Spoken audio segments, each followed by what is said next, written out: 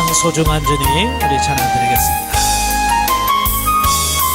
나와 함께 하시는 가장 소중한 주님, 영원토록 찬양 받으실 주님.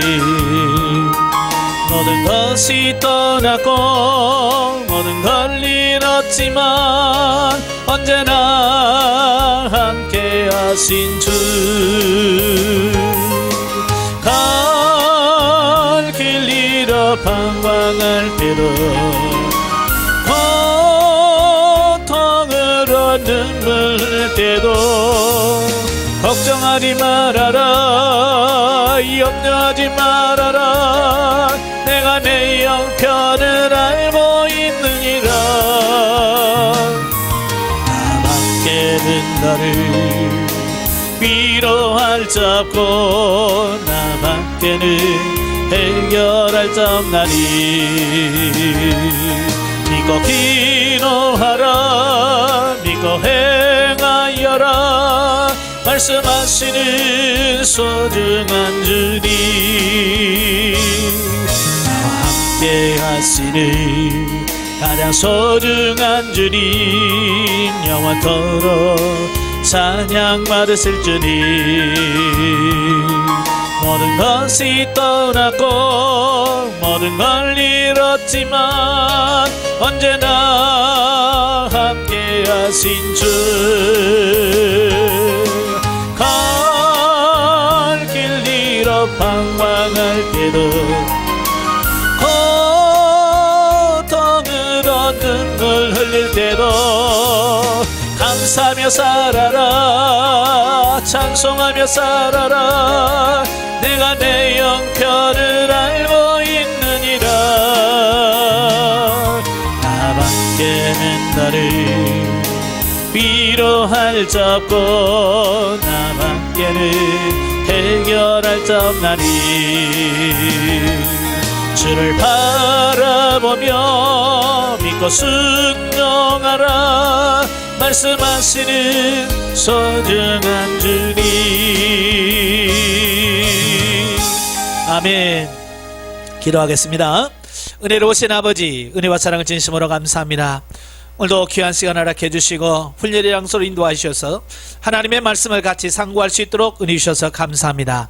오늘 야고보서의 말씀을 같이 나눌 때 성령께서 우리 지각을 열으셔서 알게 하시고 생각나게 하시고 깨닫게 하옵소서. 시종을 맡겨오며 예수님의 이름으로 감사하며 기도합나이다. 아멘. 예, 이 시간에는 우리 신약 성경교재의 네 번째 우리 야고보서를 보도록 하겠습니다.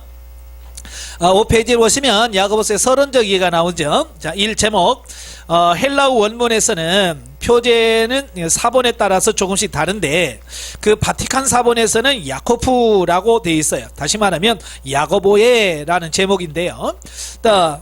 또 시내 사본이나 알렉산드리아 사본에서는 야코프 에피스톨레, 즉 야고보의 서신이다 라고 이렇게 제목이 붙어져 있어요. 근데 시내 사본과 알렉산드리아 사본에는 이 편지라고 하는 말에 헬라어 에피스톨레가 붙여진 것은 본서가 서신의 형태를 취하고 있는 것을 반영한 것으로 보여집니다. 대부분 영역 성경에서는 본서가 특정한 지역이나 대상에게 보낸 것이 아닌 일반적인 서신 중 하나임을 반영해서 공동의라는 말을 붙여서 야고보의 공동서신이다 라고 제목을 붙였고요. 우리 한글 성경에서는 야고보서다 라고 이렇게 제목을 붙였죠. 그러면 야고보서의 저자는 누굴까? 본서 1장 1절에서 하나님과 주 예수 그리스도의 종 야고보다 라고 이렇게 저자 자신을 밝히고 있지요. 그런데 신약 성경에 보면 이 야고보라고 하는 이름이 굉장히 흔해요. 동명이인이 많다는 거죠. 즉 첫 번째에 나오는 세베대의 아들 중에 하나요.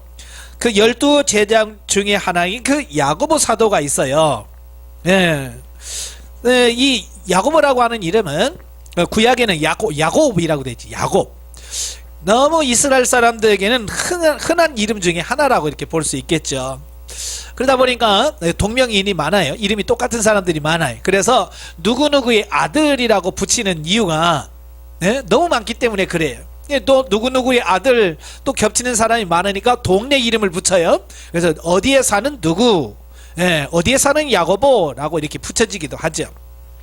그 12사도 중에 하나, 또 알페오의 아들 야고보, 또 예수님의 형제 중에서 예루살렘 교회의 그 감독이 되었던 그 야고보, 또 사도 유다의 아버지 야고보. 자, 이 중에서 여러 교회들에게 보낼 만한 영향력 있는 유명성이 있어야 되겠죠. 그래서 따라서 이 두 사람, 그러니까 사도 유다의 아버지와 알페오의 아들 야고보는 일단 그 저자에서 좀 부합하지 않다라고 하는 거예요. 그리고 세베대의 아들 야고보는 12사도로서 사도 요한의 형제이기 때문에 굉장히 유력한 사람인데요. 그런데 안타깝게도 이 야고보 사도는 AD 44년경에 그 헤롯 왕 때에 제일 먼저 순교를 당했어요. 그래서 만약에 그 사도 야고보가 썼다면 이 야고보 서신은 AD 44년 이전에 써졌을 건데요. 그렇게 보기에는 내증이나 외증에서 너무 연약한 부분이 있습니다. 그래서 가장 확실한 저자는 예수님의 형제인 야고보다라고 이렇게 보고 있어요.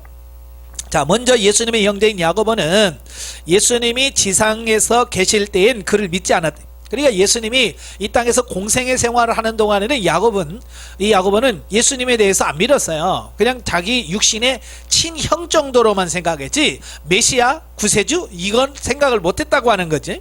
그런데 그가 예수님의 부활을 경험한 직후에 그가 개종을 합니다. 그러니까 예수님, 부활하신 예수님을 만나고 나서 가치관이 깨진 거죠. 아, 내 형제가 아니구나. 단지 이 세상에 계실 때 내 형제였지만 하나님의 아들이시고 우리의 구세주였다는 사실을 그가 깨닫게 되죠. 그래서 그가 정말 신실하게 예수님을 믿습니다. 그래서 나중에 예루살렘 교회의 초대 감독이 됩니다. 그래서 초대교회 시대에 베드로와 요한과 함께 그 교회의 기둥 같은 중요한 인물로서 널리 인정받고 있다고 하는 것은 사도행전에서 밝히고 있지요. 자, 이런 사실에서 비춰볼 때 그가 본서를 보낼 만한 가능성이 제일 큰 인물이다 라고 이렇게 볼 수 있습니다. 그래서 본서가 초대교회 교부들의 글에 주의 형제 야고보의 저작으로 인용되고 있다는 사실이 반증하고 있는데요. 자, 그러나 더욱 결정적인 근거는 사도행전과 갈라디아서에 기록된 바 있는 AD 49년 1차 예루살렘 공의회 석상에서 예수님의 형제 야고보가 준 교훈과 설교와 너무 똑같다는 거예요. 본서에 나타난 어떤 교훈과 특성이 잘 조화가 된다는 거예요. 그래서 다른 어떤 서신보다도 예수님의 교훈을 연상케 하는 말이 많고 특히 산상수훈과 공통점이 매우 현저히 많다라고 하는 그런 점에서 봤을 때 그 예수님의 형제인 야고보가 기록했을 것으로 보는 것이 타당하다라고 이렇게 보면 돼요. 자, 그 다음에 기록 연대. 그러면 이 야고보서를 언제 기록했을까? 한편 유대 역사가인 요세푸스에 의하면 그 예수님의 형제 야고보는 AD 62년경 당시 사독계열 대제사장이었던 아나누스에 의하여 돌에 맞아 순교했다라고 기록을 하고 있어요. 따라서 본서의 기록 연대는 AD 62년을 상한선으로 잡을 수 있다는 거죠. 예, 그렇다면 AD 62년 이전 어느 때인가 본서가 기록되었을 건데 언제냐 이거예요. 이에 대해서는 예루살렘 공회가 AD 49년에 있었는데요. 크게 두 주장이 있어요. 그 49년 이전에 기록됐다라고 하는 설과 바로 AD 60년 초반 그가 순교 직전에 기록했다라고 하는 두 설이 있어요. 이 가운데서 전자의 견해가 다음과 같은 여러 가지 상황으로 볼 때 더 훨씬 더 타당하다고 하는 거죠. 일찍 기록했다라고 하는 거예요. 자, 왜냐? 본서는 예루살렘 공의에서 다루었던 이방인 성도의 할례 시행 문제와 같은 이방인과 관련된 문제에 대해서 언급한 바가 전혀 없다. 이는 본서 수신자들의 교회 안에는 이방인이 전혀 없었거나 개종한 이방인이 소수 있었다 하더라도 그로 인한 문제가 발생하지 않았음을 시사하는 것이다. 그러니까 AD 49년에 1차 공동의회를 했잖아요. 왜 그랬냐면 바로 이방인에게 할례를 행하는 것이 옳으냐라고 하는 그 문제를 가지고 모여서 회의를 한 게 제1차 공회예요. 만약에 이 이후에 기록이 됐다면 틀림없이 야고보가 이런 사실도 기록했을 거라는 거예요. 근데 이 야고보서는 그런 내용이 전혀 기록되지 않다라고 하는 거예요. 그러니까 그 이전에 기록되어 있어. 그러니까 49년 그 전에 기록했기 때문에 그 사실에 대하여 밝히고 있지 않았을 거다라고 하는 거죠. 그리고 두 번째로는 이 교회란 말이 없고 그 대신 이 회당이라고 하는 용어가 사용되었는데요. 그 유대인의 회당은 복음이 유대인들에게만 전파되는 초기 기독교 집회 장소로 자주 활용됐다는 거예요. 그러니까 오순절 이후에 교회가 형성되면서 그들이 예배 처소를 어디로 삼았냐면 회당을 중심으로 예배 처소를 삼았어요. 그때는 이제 유대교와 그렇게 큰 구분이 없었을 때니까. 그런데 점점 시간이 지나면서 유대교가 기독교를 핍박하고 박해하면서 그때부터 이제 기독교 그 회당에서 나와서 그 기독교인들의 모임, 이게 교회가 그때부터 형성되었다라고 하는 거예요. 그러니까 여기서 아직 교회라고 하는 말이 안 나오고 이 회당이라고 하는 말이 나오는 걸 보면 훨씬 더 이전에 기록됐을 거라는 거예요. 그리고 세 번째로는 본서의 감독, 집사의 언급이 없고요. 이 장로와 선생이라고 하는 직분만 나온다는 거예요. 자, 이것은 교회의 직제가 발달되지 않는 기독교 초기에 기록되어 있는 것을 환증하다. 그러니까 사도 바울의 서신을 보면 시간이 좀 더 지나면 이제 감독이 나오고 집사가 나오고 장로가 나오고 이제 그래요. 그런데 아직 집사라든지 감독 얘기가 안 나온다는 얘기예요. 그러니까 그 감독이나 집사라는 제도가 형성되기 이전에 기록되지 않았을까라고 하는 추측이고요. 또 AD 60년경부터 본격적으로 문제가 되기 시작한 그 이단에 대한 얘기가 없다는 얘기예요. 그러니까 이단이 본격적으로 나타나기 이전에 기록했을 것이다. 자, 이런 여러 가지 정황으로 살펴보았을 때에 야고보서는 AD 49년 이전에 기록되지 않았을까라고 우리가 추정을 해볼 수 있는 거죠. 그리고 AD 60년대 초반으로 주장하는 학자들의 주장은 그거예요. 자, 유대 출신인 성도가 로마 제국 각지에 흩어지기까지는 상당한 시일이 요구된다는 점. 그죠? 그 기독교인들이 많이 흩어졌을 때 좀 시간이 걸렸지 않았겠느냐 라고 주장하고요. 두 번째로 본서는 사도 바울의 이신득이 교리를 오해하여 실천적 신앙을 등한시하는 성도들의 잘못을 시정하기 위하여 본서를 기록했다는 점. 그리고 본서에서 언급된 시험과 환란이 초기보다는 후기 것으로 보인다는 점. 자, 이 세 가지 이유를 들어서 좀 후반에 기록됐을 것으로 이렇게 주장을 합니다. 그러나 유대인들은 이미 BC 1세기 훨씬 이전부터 로마 제국 전역에 흩어져 거주하고 있었기 때문에 유의 주장은 타당치 않다라고 하는 거예요. 그러니까 유대인들은 벌써 구약 시대, 어찌 보면 바벨론 그 시대부터, 바벨론 포로 시대부터 유대인들은 계속 흩어져 있었거든요. 전 세계에 흩어져 있었고요. 특별히 BC 1세기 때 유대인들이 로마 제국 때 많이 흩어지게 돼. 예. 그리고 본서가 바울의 이신득이 교리에 대한 오해를 푸는 답변을 주고 있다기보다는 바울이 본서의 행함의 강조에 대한 오해를 푸는 답변으로 주고 있다고 보는 것이 더 타당하다라는 거예요. 따라서 본서의 연대는 유대교와 기독교 간의 첨예한 갈등이 대두되던 시기로서 예루살렘 공회 이전인 AD 46년에서 49년 이전에 기록됐을 것으로 보는 것이 타당하다라고 말합니다. 자, 이렇게 보면 신약성경 27권 중에서 제일 먼저 기록된 성경이 야고보서입니다. 물론 야고보서 후대에 기록됐다라고 말하면 이제 AD 52년경에 기록한 사도 바울의 데살로니가 전서가 제일 먼저 기록된 성경이라고 보는데요. 야고보가 좀 일찍 기록이 됐다면 아마 제일 먼저 기록된 책이 야고보서다라고 이렇게 볼 수 있겠죠. 4번 기록 동기와 배경. 자, 본서는 예수 그리스도께서 교회를 부활 승천하신 지 불과 20년도 채 되지 않은 때에 당시 예루살렘 교회의 초대 감독이었던 주의 형제 야고보가 로마 제국 각지에 흩어져 있는 유대인 출신 성도들에게 보낸 공식 서한이다 라고 볼 수 있죠.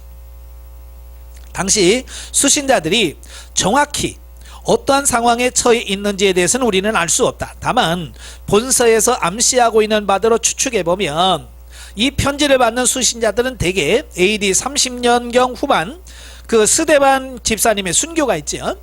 바로 그 이후로부터 본격되기 시작한 그 기독교에 대한 유대교의 대대적 박해를 피하여 로마 제국 각 지역에 흩어져 있는 유대 공동체, 곧 디아스포라에 정착하거나 아니면 이미 오래전부터 디아스포라를 형성하고 있던 유대인들 가운데서 복음이 전파됨으로 인해 갓 개종하게 된 유대인 출신의 성도들이었을 것이다 라고 하는 거죠.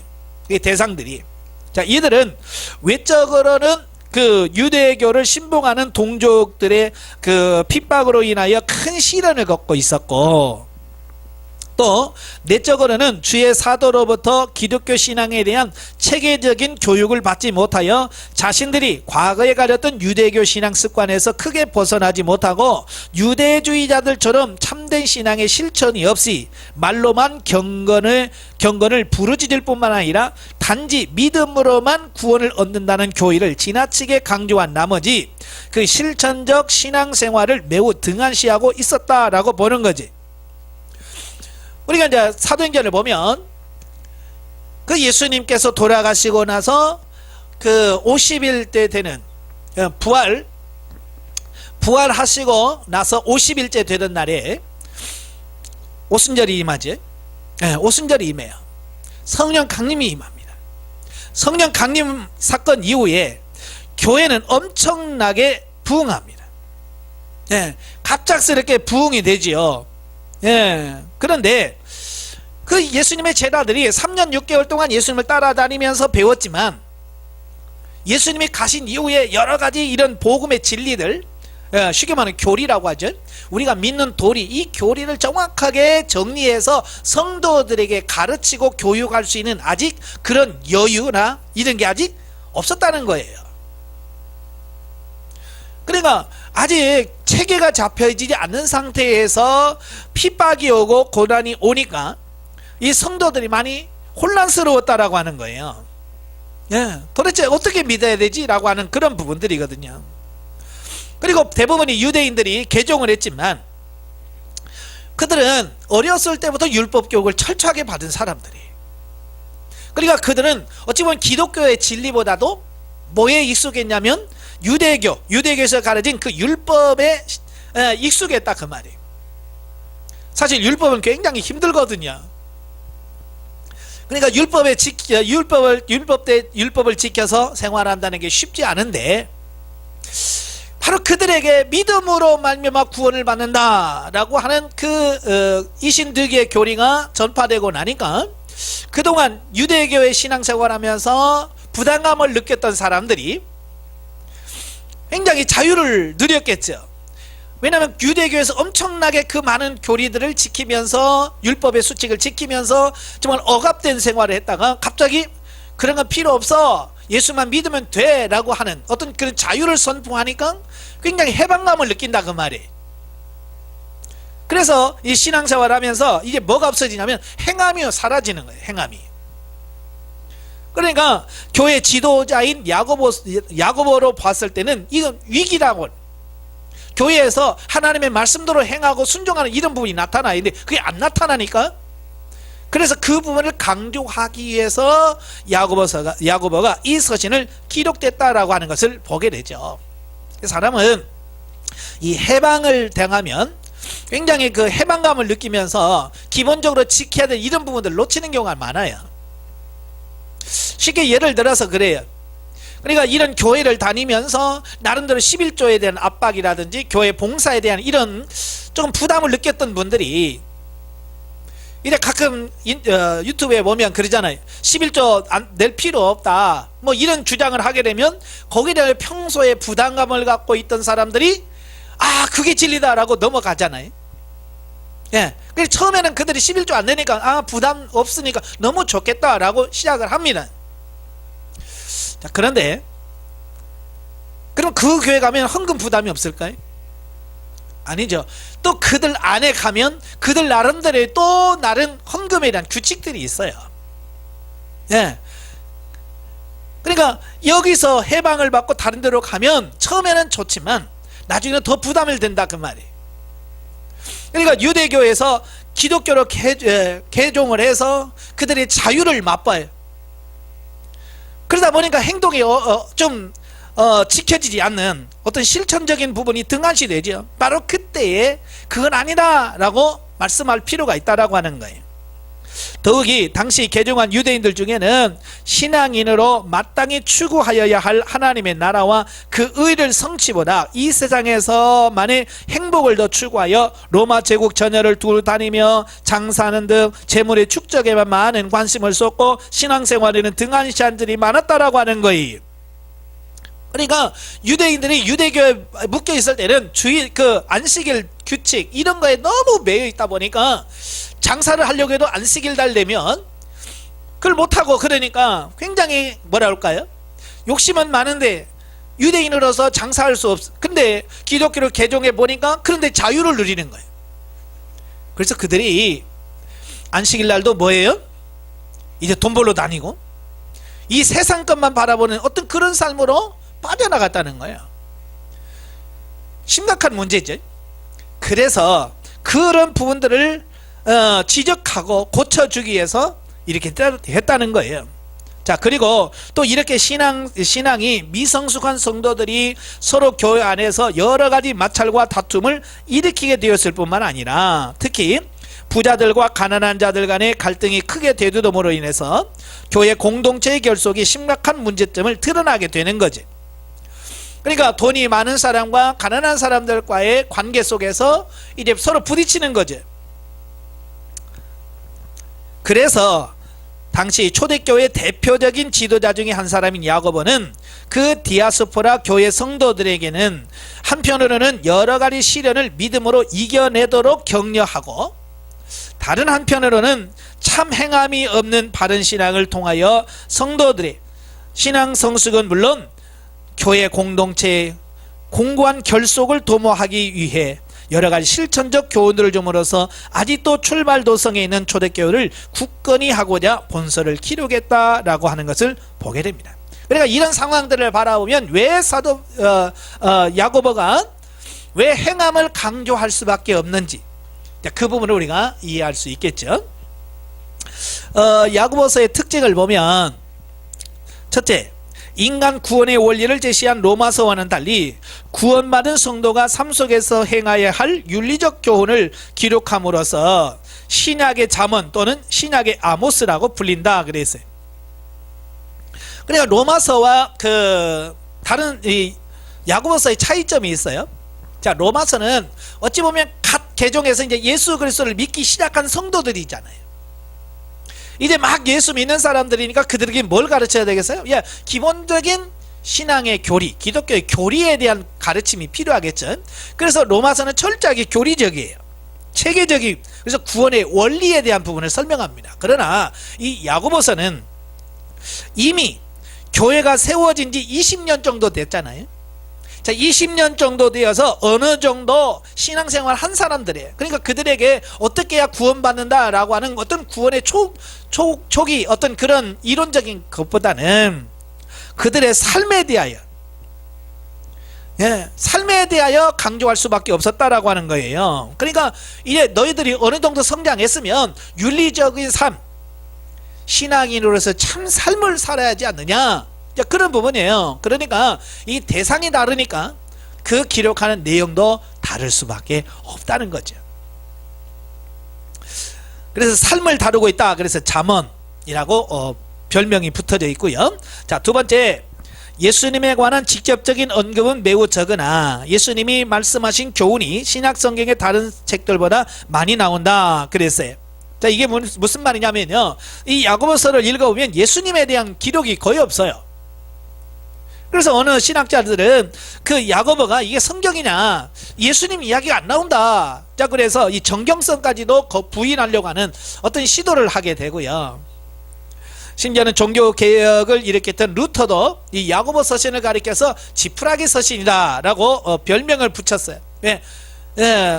그가 가장 루터가 외쳤던 말씀이 뭐예요? 오직 믿음으로 구원을 받는다 그랬는데, 야고보서는 행함지 아니하면 구원이 없다 이렇게 이야기하니까 어떤 개혁할 때에 굉장히 좀 부딪히는 부분이 야고보가 있었거든요. 그래서 야고보서를 지푸라기 서신이라고 이제 별명을 붙이기도 했어요. 자, 그런데 이 야고보서는 그 예수 그리스도의 그 가르침에 대한 부분을 정확하게 말씀하고 있다는 거예요.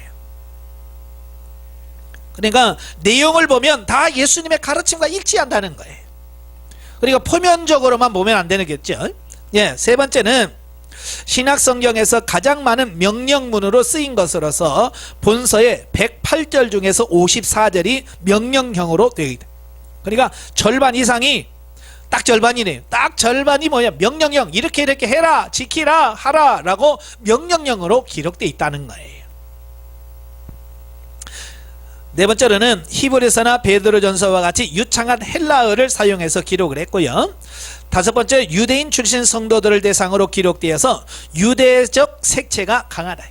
예, 유대인들을 대상으로 기록했기 때문에 그렇겠죠. 자, 여섯 번째, 당면한 반윤리적 문제의 해결을 위해서 강한 비판적 어투와 대화체 문장을 자주 사용했다라고 하는 거예요. 그러니까 다른 사람의 실수를 지적하고 잘못을 지적하려고 하니까 강할 수밖에 없죠. 예. 자, 그 다음에 11페이지 보시면 이제 신학적 이해가 나옵니다. 야고보서의 그리스도 기독론을 보면 신구약 성경 66권은 전부 다 누구를 다룬다고 그랬어요? 네, 예수 그리스도예요. 예수 그리스도가 주인공이에요. 그래서 야고보서에서 예수 그리스도를 어떻게 표현해주고 있는가라고 하는 거죠.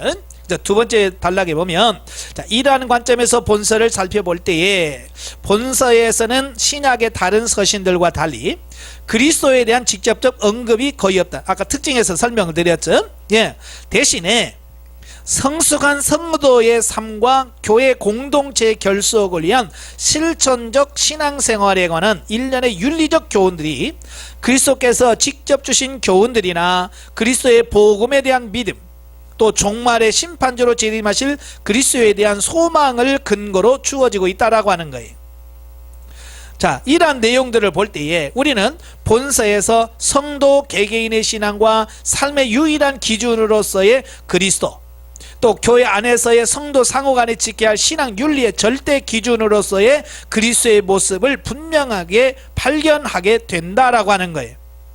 그러니까 직접적인 그리스도에 대한 표현은 없지만 그 내용에서 예수 그리스도의 가르침에 아주 충실하다라고 하는 거예요. 그러니까 모델로 예수 그리스도를 제시하고 있다라고 하는 거예요. 즉, 각 성도들은 그 택한 죄인들을 구원하시기 위해 구속사역을 수행하시기 위하여 비천한 인간의 몸을 입으시고 십자가에서 죽기까지 하셨던 우리 주님의 그 겸손한 희생적인 사랑을 본받아 자신의 성화를 위해 힘쓸 뿐만 아니라 다른 형제들에게 겸손과 사랑을 실천하는 자들이 되어야 한다는 것을 말씀해주고 있습니다.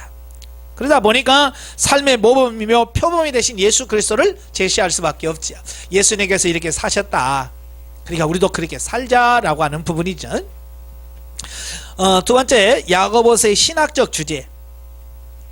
본서는 오순절 성령 강림으로 교회가 태동한 지 불과 10수년 밖에 지나지 않은 AD 40년대 후반경, 그 로마 제국 각 지역에 흩어져 있던 디아스포라 유대인 성도들에게 고난 가운데서의 인내와 보다 성숙한 신앙생활을 위한 실천적 신앙의 중요성에 대하여 교훈해 준 것이다.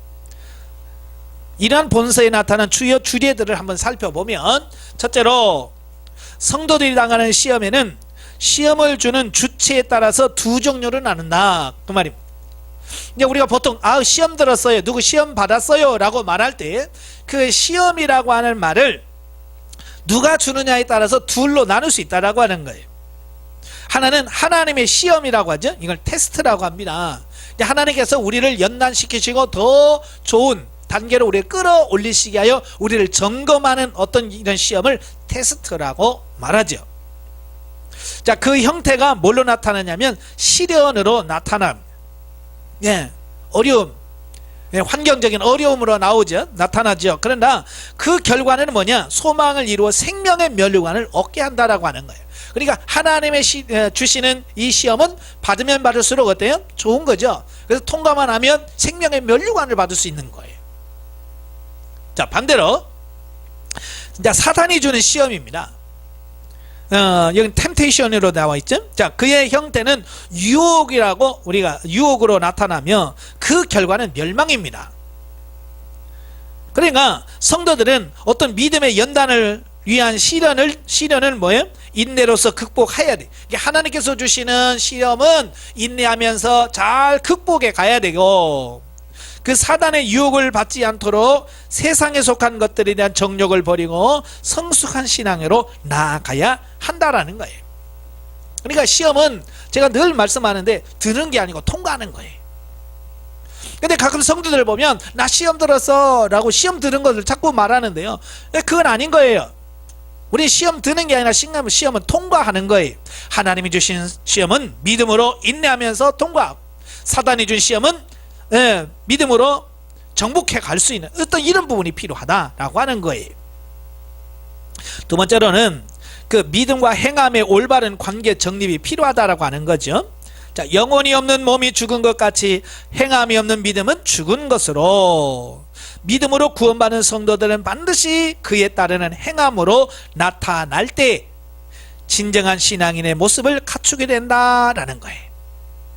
따라서 그 성도들은 구원받은 사실을 깨닫고 아는 것으로만 그치지 말고 의지적이면서 실천적인 믿음의 행위를 삶 속에서 구체적으로 나타내야 된다라고 하는 것을 보게 돼. 오늘날로 한국교회와 이 야고보서의 배경이 굉장히 비슷해요. 지식적인 부분은 굉장히 많아요. 가르치는 것은 많은데 그대로 사는 사람이 없다는 말이에요. 삶에서 실천되지 않은, 어쩌면 죽은 신앙을 가지고 있는 우리 한국교회와 그 야고보서가 말한 그때 초대교회의 상황과 매우 유사하다는 걸 우리가 기억하시면 좋겠습니다. 세 번째로, 교회 안에서 성도들은 빈부의 격차와 사회 신분의 고하와 같은 외적인 조건에 따라 서로 차별하는 일이 있어서는 안 된다라고 하는 거죠. 세상에서는 자, 이런 부분을 통해서 굉장히 차별합니다. 그러나 교회 안에서는 그러면 안 된다고 하는 거예요. 자, 이는 세속적이고 인본주의적인 가치관을 가진 불신자들의 모습이다.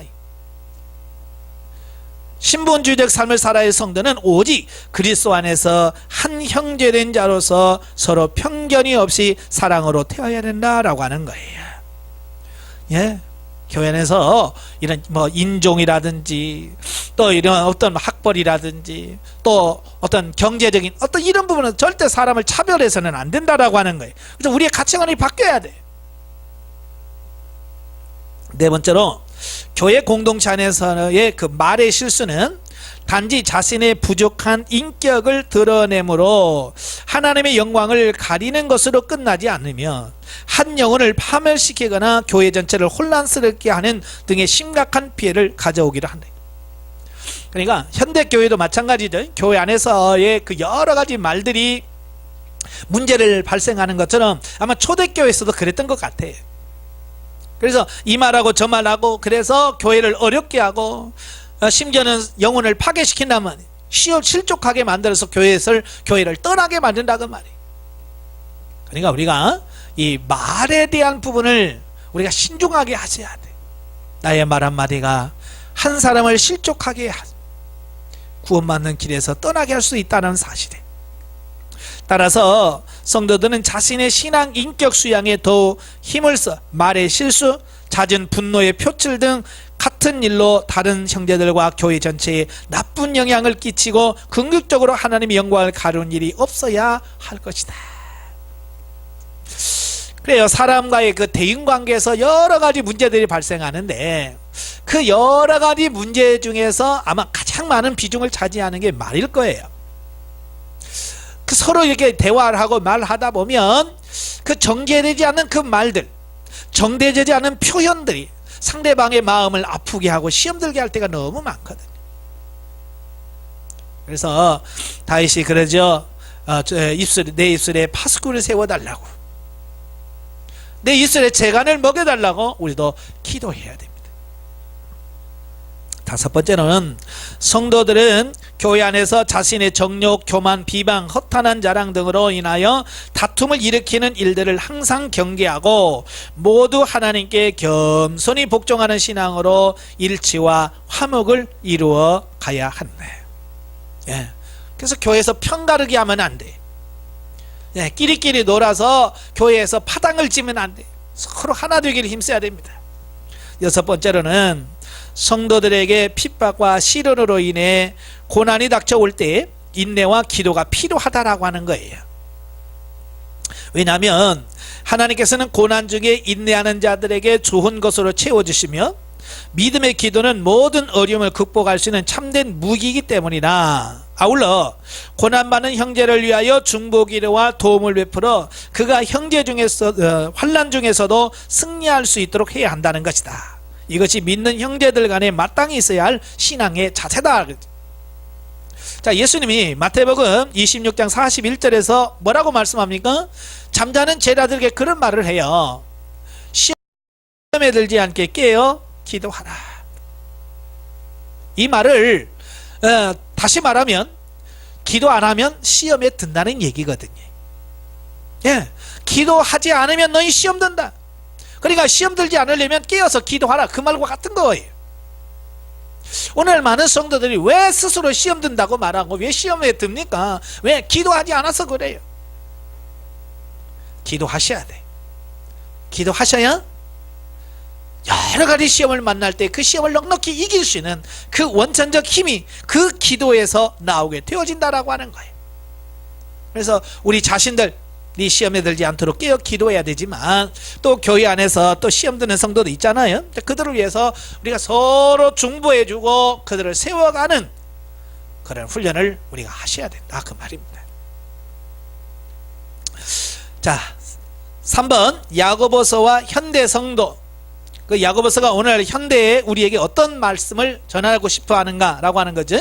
자, 야고보서는 가혹한 핍박에 직면하여 신앙적으로 매우 피폐한 상태에 있을 뿐만 아니라 믿음으로 구원 얻은 교리를 오해하여 믿음만을 강조하고 실천적인 신앙생활을 등한시했던 디아스포라 지역 내에 있는 유대인 출신 성도들에게 고난을 인내로서 극복하도록 격려하고 실천적 신앙생활을 촉구하기 위하여 이 성경을 기록했다라고 하는 거예요. 이런 본서는 비단 AD 1세기의 성도들에게만이 아니라 여전히 신앙으로 인하여 세상으로부터 박해를 받으며 믿음은 있다고 하나 하나님의 자녀로서 빛과 소금의 역할을 제대로 감당하지 못하는 오늘날의 성도들에게도 동일한 교훈을 제시해 준다. 그래서 이러한 야고보서가 현대의 삶의 상황에 처한 우리들에게 던지는 구체적인 메시지, 아까도 설명을 드렸어요. 야고보서를 보면 꼭 우리 한국교회의 모습을 보는 것 같다는 거예요. 예. 그러니까 오늘 이 야고보서를 많이 읽고 우리가 교훈을 받아서 이 시대에 우리가 어떻게 살아야 될 것인가를 잘 정립하는 것이 무엇보다도 중요하다라는 얘기죠. 자, 첫째가 시험을 분별하는 분별력이 있어야 된다라는 얘기를 해요. 제가 늘 강의하면서 이 마지막 때에 오늘날 우리에게 꼭 있어야 될 은사 중에 하나가 뭐냐, 영분별 은사다. 이게 분별을 해야 된다라는 말을 많이 하잖아요. 그러니까 우리가 이 땅에서 여러 가지 시험을 만난단 말이에요. 근데 여러 가지 시험을 만날 때 우리가 분별을 해야 된다는 거예요. 자, 우리는 시련을 당할 때에 먼저 믿음의 온전한 성숙을 위한 하나님의 훈련인지 아니면 죄의 유혹으로 인한 징계를 받기 위한 것인지를 분별하는 지혜가 필요하다라고 하는 것을 보게 되어지죠. 예, 이게 굉장히 중요해요. 영분별하는 게 제일 중요합니다. 그래서 이게 먼저 분별이 돼야 되거든요. 그래야 그 다음에 어떻게 할지가 나와요. 그래서 하나님께서 주신 시험은 기쁘게 받아서 자신을 온전하게 하고 성숙시키는 계기로 활용을 해야 돼. 그러니까 고난을 얻게 해주세요 라고 하는 것이 아니라 하나님께서 주신 훈련을 잘 믿음으로 극복하고 통과하면서 자기 자신의 믿음이 성장하고 성숙해지는 계기로 삼아야 돼. 그럼 왜 하나님께서는 우리에게 훈련을 주시는가? 훈련이 없으면 성장이 안 돼. 자, 우리가 신앙생활 하면서 이런 하나님의 훈련이 없으면 우리가 신앙이 영적으로 성장이 안 되는 거예요. 그래서 하나님께서 우리를 성장시키기 위한 과정으로 우리에게 이런 훈련을, 여러 가지 훈련을 주신다는 거예요. 그리고 자신의 욕심에 이끌려 유혹받는 시험이 있죠. 자, 이런 시험이 없도록 죄의 유혹을 물리치고 승리하는 삶을 위해 항상 경계하는 태도를 취해야 한다라고 하는 거예요. 그러니까 하나님의 시험은 외부에서 옵니다만은 바로 이 유혹, 템테이션은 어디서 오느냐? 내 속에서 나와. 이제 뭐 본문 2에서 살펴보겠지만 이 안에 있는 욕심에서 나온단 말이에요. 욕심. 그래서 내 안에 욕심이 있는 나는 계속해서 우리는 그런 유혹을 받을 수밖에 없다는 거예요. 그래서 내 안에 있는 욕심을 처리하고, 혹시라도 내 안에 처리되지 못한 욕심이 또 남아있는지 우리 자신을 늘 경계해야 된다라고 하는 거 꼭 기억하시길 바랍니다. 자, 두 번째로 차별금지에 대한 부분이에요. 자, 우리는 하나님의 무조건적인 사랑과 긍휼과 자비에 의하여 구원받은 자로서 교회 내에서 형제들의 외적인 조건이나 학벌, 신분, 부의 과다에 따라서 사람을 평가하고 차별을 두는 세속적인 가치관에 의하여 성도 간에 서로 차별해서는 안 될 것이며, 오직 믿음 안에서 사랑과 긍휼과 형제를 섬기는 자세를 가져야 한다. 그러니까 이 차별하는 것은 세속적 가치관이에요. 하나님을 모르는 사람들이 하는 거예요. 하나님을 아는 사람들은 이 세속적인 가치관으로 남을 판단하거나 평가하면 안 되는 거예요. 그래서 우리가 계속해서 가치관이 맞게 된다, 이 가치관이 맞게 된다라고 말하는 이유가 그런 거예요. 세 번째로는 나무는 그 열매를 보고 알듯이 믿음은 행함을 통해 증명되어야 한다라고 하는 사실은 신앙이 지식적이 되고 신앙을 외식적인 화려함으로 포장하려고 하는 현대의 성도들에게 일침을 가하는 교훈일 뿐만 아니라 행동하는 신앙의 중요성을 뼈저리게 느껴야 함을 보여준다. 예, 지금도 마찬가지예요. 많은 분들이 그래요. 살지 않으면서 다 안다라고 하는 거예요. 그래서 영성훈련 처음 오신 분들을 보면 그러잖아요. 다 아는 건데요 뭐, 그러면서 별로 심각하게 이걸 받아들이지 않아요. 그들이 말하는 안다라고 하는 것은 단순히 지식적인 걸 말하거든요. 어디선가 성경 공부를 했든지 성경을 읽어서 아, 그런 말이 있어 라고 지적으로 안다는 거죠. 그게 아는 게 아니라고 하는 거죠. 이 안다라고 하는 말은 내 삶 속에서 사라져져서 그 삶을 통해서 열매가 맺혀졌을 때 그게 진짜 사는 거죠. 내가 아는 거죠. 오늘 교회에서 성경 공부 안 하는 교회가 어디 있어요? 다 성경 공부합니다. 그러나 중요한 것은 뭐냐? 그게 삶으로 적용되느냐라고 하는 거예요. 살면서 사라지느냐라고 하는 거예요. 사라지지 않는다는 거예요. 저와 여러분은 사는 데까지 가셔야 돼. 그 말씀이 여러분의 삶 속에서 녹아져서 그렇게 사라졌을 때 진정 그걸 가리켜서 영성이 됐다라고 표현하는 거예요. 행동하는 신앙이 가장 중요합니다. 가장 확실한 내 믿음의 증명이 뭐냐? 내가 행함을 통해서 보여주는 거예요.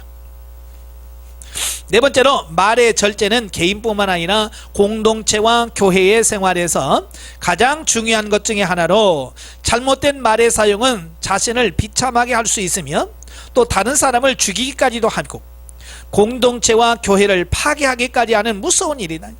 그렇죠? 많이 보면 이 말 한마디 때문에 사람이 죽고, 예? 교회가 깨지고 하는 일들이 너무 많은 거예요. 그러나 성령에 이끌려 사용하게 되는 말은 멸망에 처한 형제를 구원으로 인도하고 시리에 빠진 형제에게 용기를 부어주며 공동체의 생기를 불어넣는 수단이 된다라고 하는 거예요. 다시 말하면 말 그 자체가 나쁜 건 아니라는 거예요. 그러니까 어떻게 말을 사용하느냐에 따라서 생명이 될 수도 있고 사망이 될 수 있다는 거예요. 그래서 성도들은 항상 먼저 바른 말 사용을 위해서 신앙 인격을 수양해야 돼. 예, 영성이 형성이 돼야 돼. 예, 그래서 내 안에 악성, 독성, 죄성이 물러가고 처리가 되어졌을 때, 예수 그리스도의 사랑으로 내 안에 충만했을 때 내 안에서 그리스도의 사랑이 흘러나온다. 더 나아가 바른 말을 사용하여 형제들에게는 참 기쁨을 주며 하나님께는 영광을 돌리도록 해야 된다. 그러니까 가만히 있는데 말이 바뀌는 게 아니고요, 기도하면서 끊임없이 내 인격을 수양하고 내 말을 수양하는, 훈련하는 과정이 필요하다라는 것을 말씀해 주고 있어요. 다섯 번째로는, 자, 우리 성도들에게 주어진 인생은 장구한 하나님의 구속사에 비해 볼 때에 잠깐 보이다가 없어지는 안개와 같이 짧은 것이다.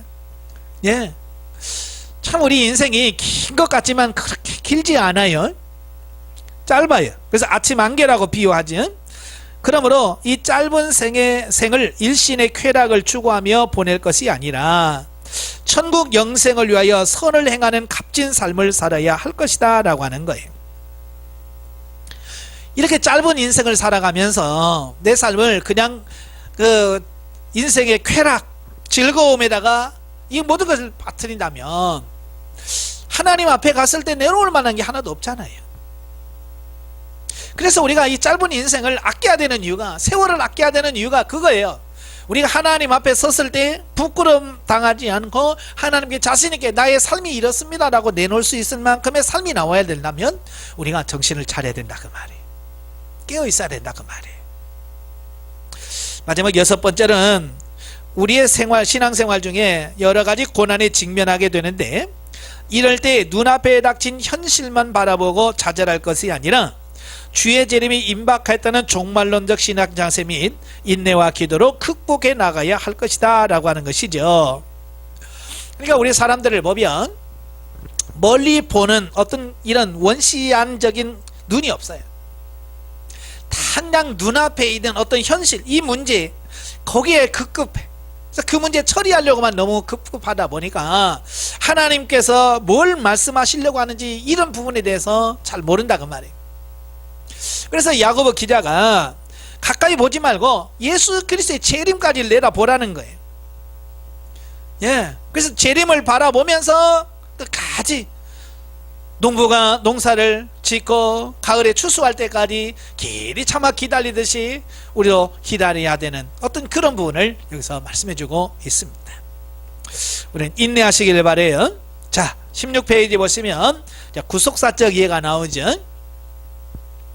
하나님께서 이 본서를 통해 로마 제국의 압제에서 믿음과 사랑의 교제를 잃어버린 유대인 성도들에게 주의 재림을 소망하는 가운데 고난을 이기고, 아울러 그들이 소유한 믿음을 적극적인 행위로 드러내어 사랑과 화평의 교제를 회복할 것을 권면하고 있다라고 하는 거예요.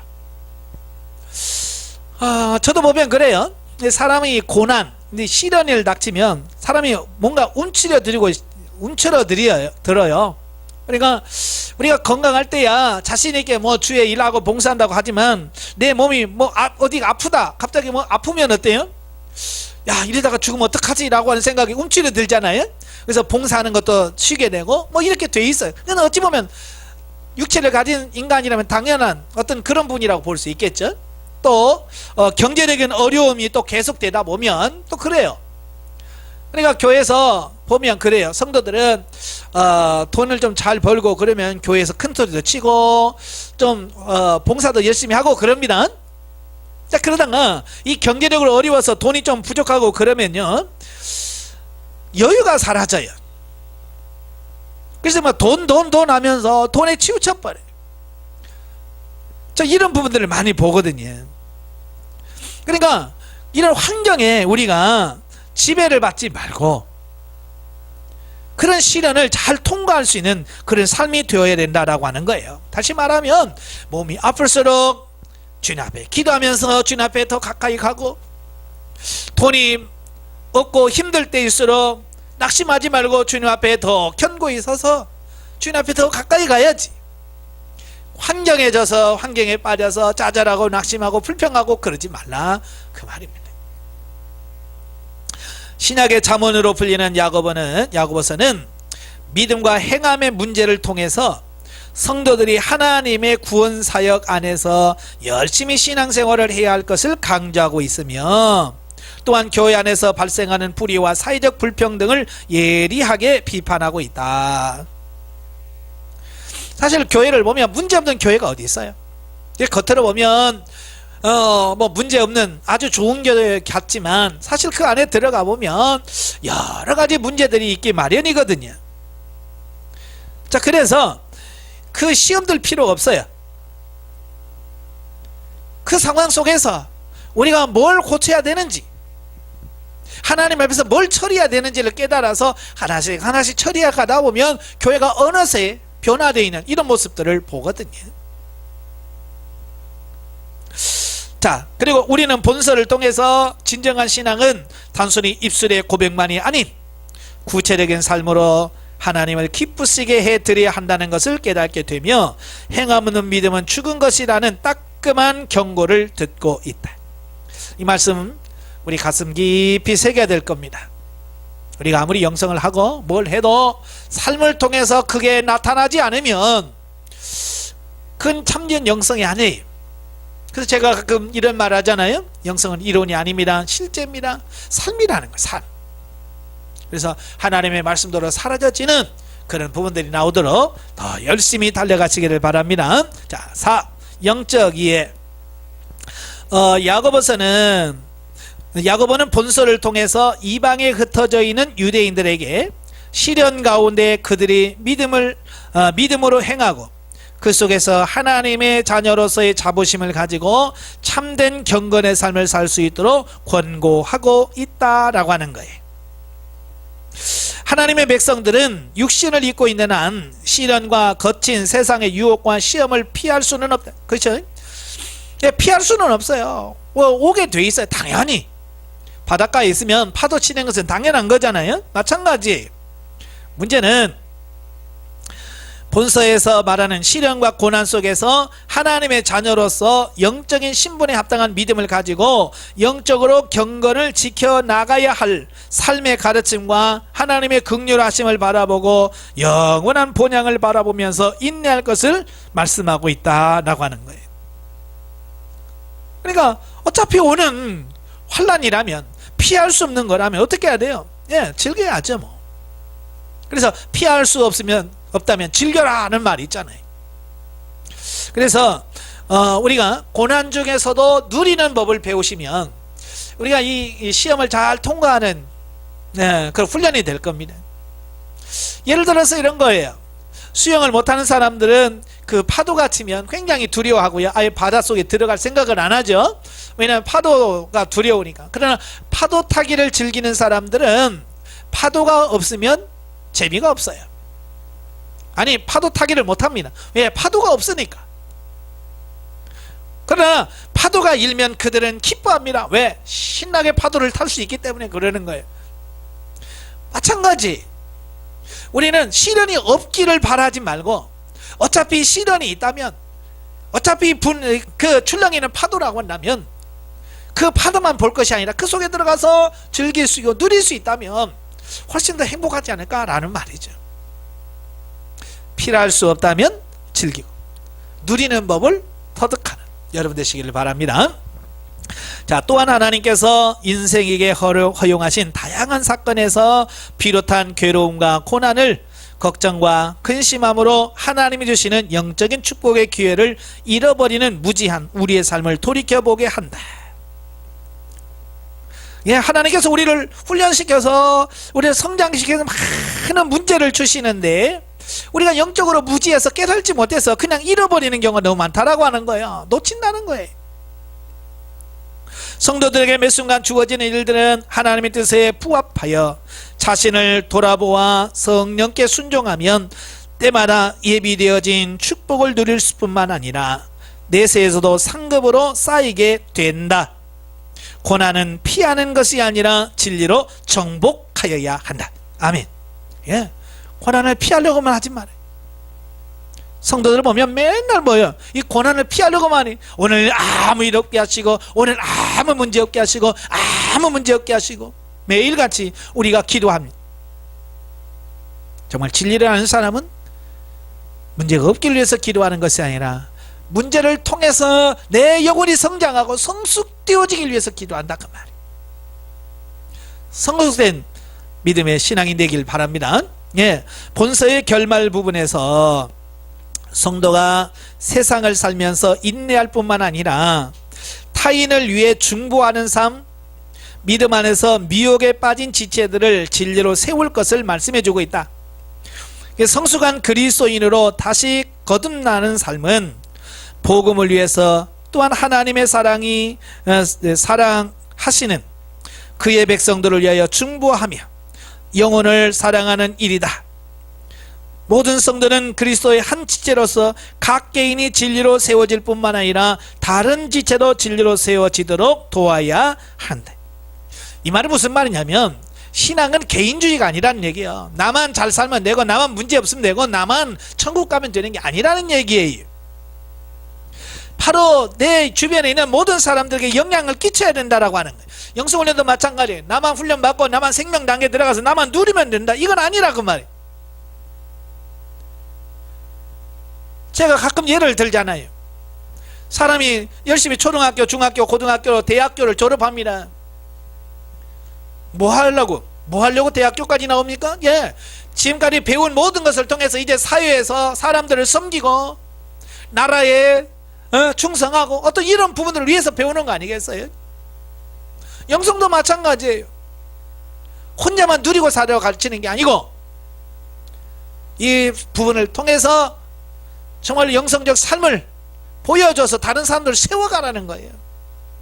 그래서 여러분처럼 성장했다면 이제 성장한 사람으로서 교회에서 일꾼으로서 교회 기둥 같은 일들을 감당해낼 수 있는 삶이 돼야 돼.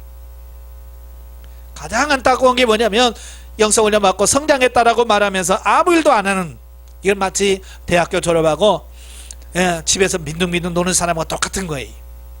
예. 그걸 바라보는 부모의 마음이 어떻겠어요? 하나님 마음도 똑같겠죠. 우리가 영적으로 성장했다면 이제 교회 기둥 같은 일꾼이 되길 바라고 주변에 영적으로 어려움 당하고 있는 사람들을 성장시켜가는 일에 열심을 다하시는 여러분이 되어야 될 줄로 믿습니다. 자, 이제 본문 이해로 들어가지요. 자, 본문 이해 1장으로 봅니다. 1절부터 11절까지 보면 문안 인사와 그 시련 중에 성도의 신앙 자세에 대한 말씀을 합니다. 본서는 신약 성경의 다른 서신서들과 마찬가지로 당시 서신서의 일반적인 형식을 따라서 발신자와 수신자를 밝히며 간단한 문안 인사로 본서의 도입부가 끝나고 곧바로 본론으로 들어가서 환난과 핍박 같은 외적인 시련 중의 성도들의 신앙 자세에 대하여 기록하고 있어요. 예, 이게 인사말이 간단하고 바로 본론으로 들어간다는 거죠. 그것도 시련과 어떤 핍박에 관한 말씀을 하는 거예요. 자, 이 말을 왜 하느냐면 그때 당시 얼마나 당시 교회에 이런 환난과 핍박을 통해서 어려움을 당했는지 이걸 알 수 있는 거예요. 예, 그러니까 야고보가 보면 교회에 당하는 여러 핍박이 큰 어떤 문제로 왔다라고 하는 거예요. 그래서 인사하자마자 바로 환난과 핍박과 여러 가지 만나거든 너희는 기쁘게 여겨라 라고 바로 들어간다는 거지. 그래서 2절부터 4절에서 성도들에게 있어 여러 가지 시련은 인내를 통한 영적 성숙을 가져오는 것이라는 시련의 의의에 대하여 설명해 주고 있어요. 예, 그러니까 우리는 힘들어, 고통스러워 라고 하는 그 부분을 우리는 접근합니다. 이게 접근 방식이 다른 거예요.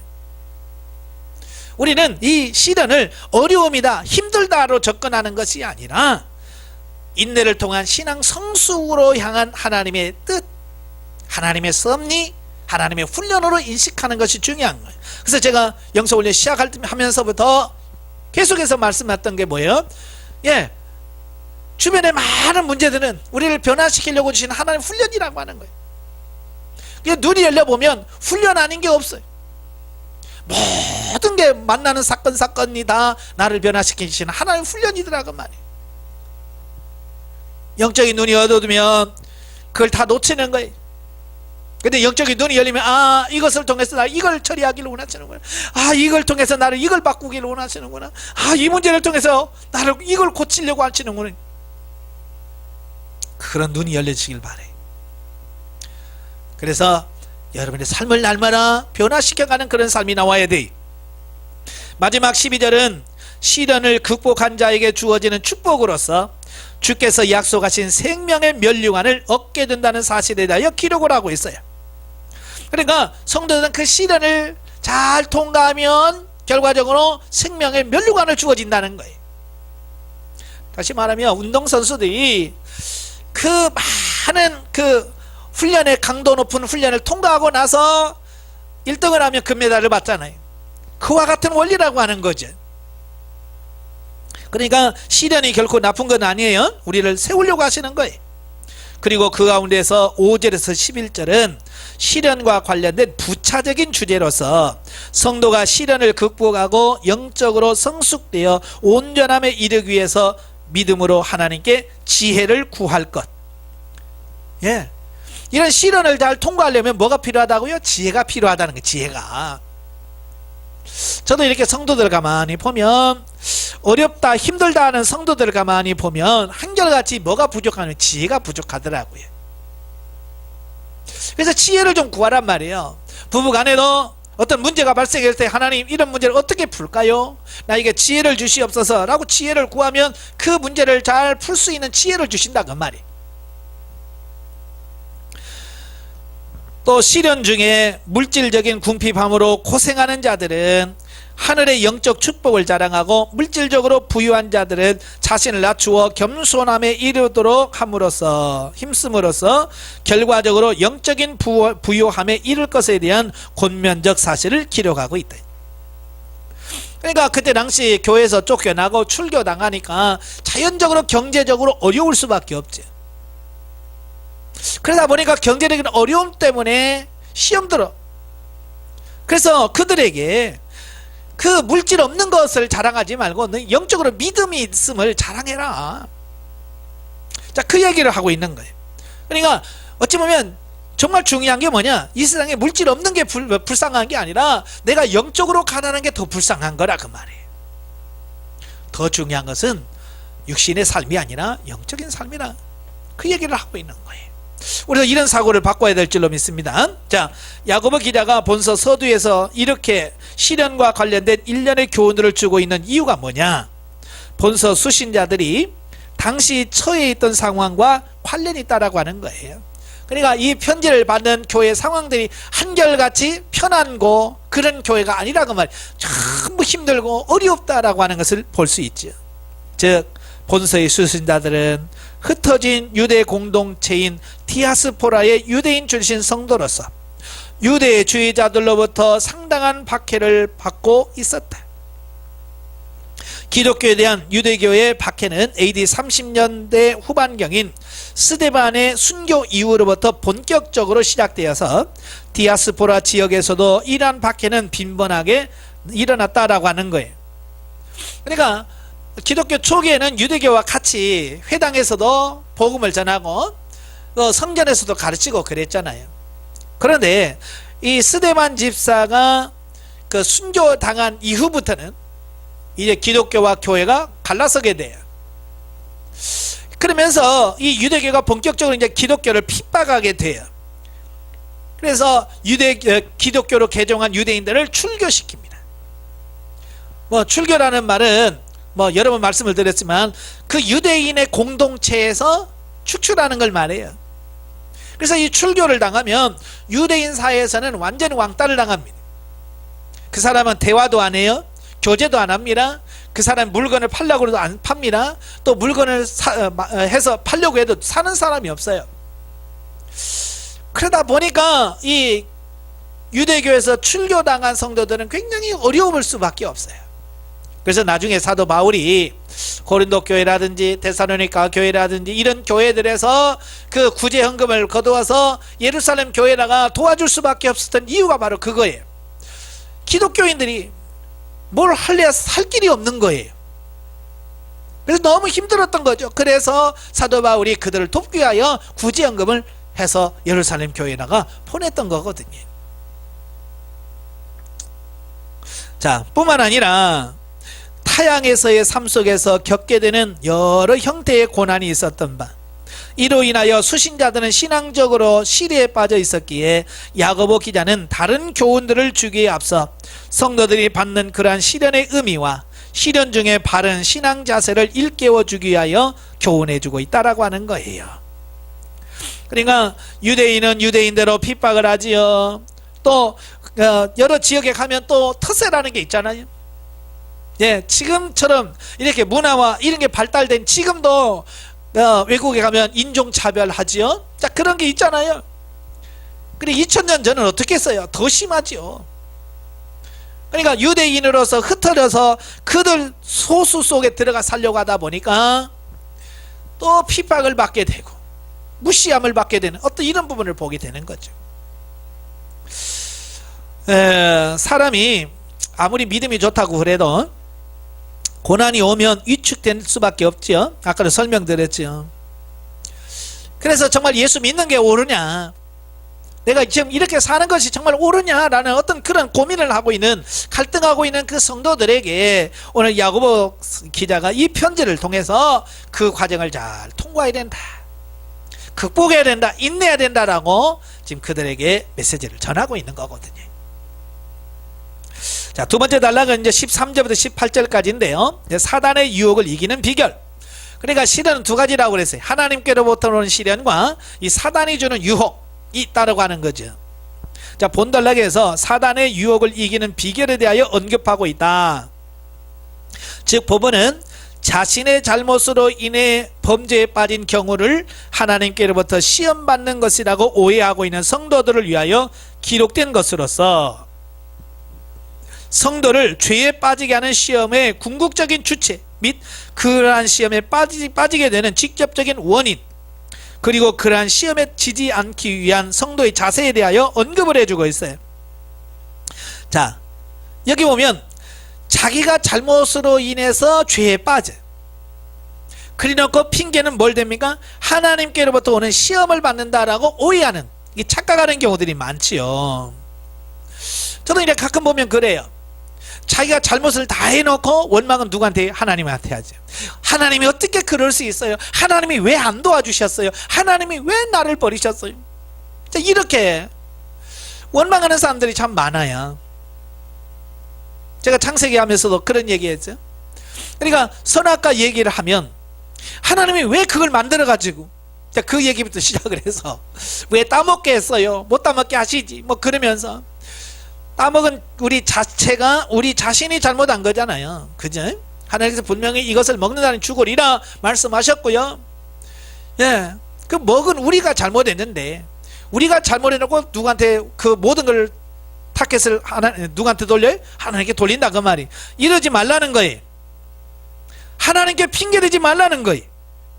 우리는 솔직하게 인정할 거 인정하자는 거예요. 하나님 앞에서 내가 잘못했습니다, 내가 이런 게 부족했습니다, 인정할 거 인정하고 고치는 건 고쳐가는 것이 중요한 거지. 예? 아담과 하와가 뭐 핑계 댄다고 해서 그 죄에서 다 뭐 면제받았나요? 아니잖아요. 도리어 관계만 더 나빠진 것을 보게 돼. 저와 여러분도 핑계 대지 마십시오. 시험은, 이런 미혹은 하나님은 절대로 시험하지 않으신다고 말씀해 주고 있어요. 자기 자신의 속에 있는 욕심에서 나온다라고 말씀해 주고 있어요. 자, 본문의 내용을 좀 더 상세히 보면 먼저 13절은 성도들을 유혹하여 죄에 빠지게 하는 시험의 주체는 하나님이 아니라 사단이 그 주체라고 하는 것을 말씀해 주고 있어요. 예, 하나님은 절대로 우리로 하여금 죄짓게 하지 않으셔요.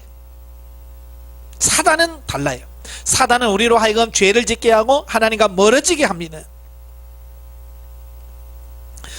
14절부터 16절에 보면 성도가 죄에 빠지게 되는 직접적인 원인은 성도 자신의 욕심이다, 욕심에 있다라고 말했어요. 욕심. 그 욕심을 끝까지 쫓는 자는 사망에 이른다는 사실을 언급하고 있어요. 그러니까 모든 죄는 어디서부터 나오냐? 욕심에서 출발한다, 그 말이에요. 그러니까 아담과 하와도 선악과를 따먹은 이유가 뭐냐면, 네가 그걸 따먹으면 너도 하나님처럼 된다라고 하는 거예요.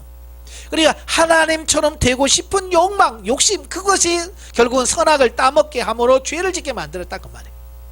오늘도 마찬가지. 이것만 하면 뭔가 내가 더 좋을 것 같고, 이것만 하면 내가 뭔가 더 성공할 것 같고 하는 그 욕심들이 결국은 우리로 하여금 파멸하게 만든다 그 말이에요.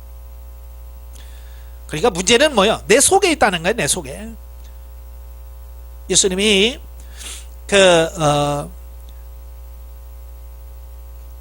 입으로 들어가는 것이 사람을 더럽게 하는 것이 아니라 입에서 나오는 것이 사람을 더럽게 한다라고 하는 말씀을 하면서 내 속에 있는 것이 나오느니라 그런 말 하잖아요.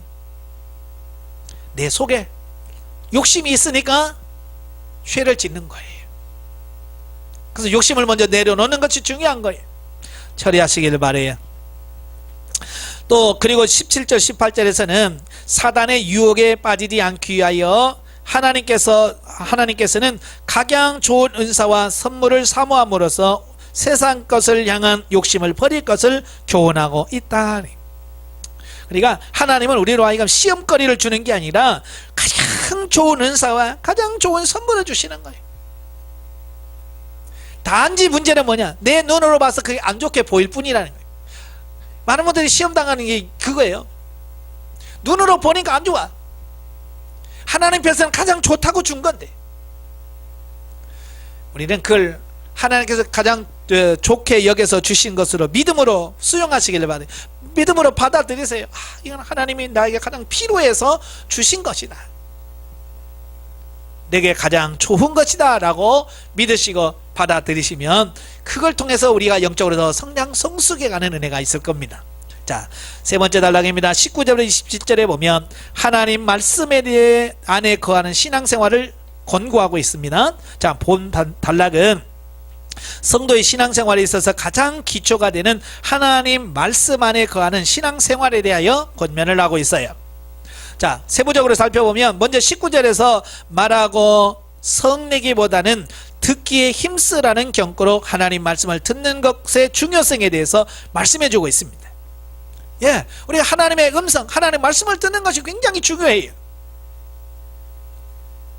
자, 그리고 성내지 말라는 거예요. 성내지 말라.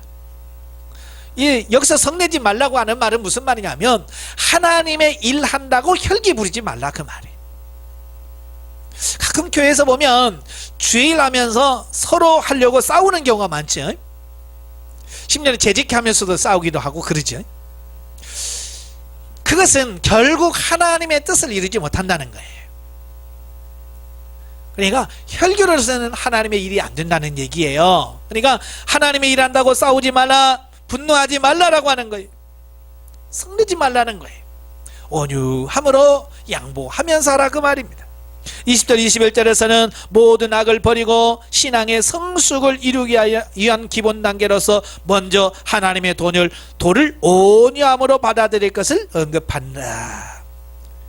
그러니까 도는 뭐예요? 하나님의 말씀이에요. 하나님의 말씀을 온유함으로 받아들이라 그 말이에요. 그러니까 하나님의 이 설교나 이런 강의를 정말 하나님께 주신 내 말씀입니다 라고 받아들이는 게 중요한 거예요.